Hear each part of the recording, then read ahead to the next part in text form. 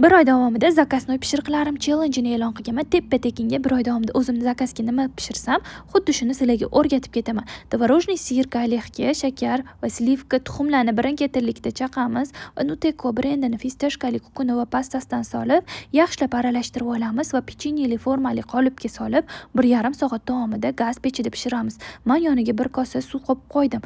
Yaxshilab teksturasi silliq chiqishi uchun va 6 soat xolodilnikda qotirib olamiz. Ustiga krem chiz bilan men malinali nachinkada bezak berib oldim. Juda ham mazali chiqadi. Fistashka kukunidan ham sepib, yaxshilab keyin 1 soat xolodilnikda muzlatib olamiz. Keyin esa forma berib kesib olamiz.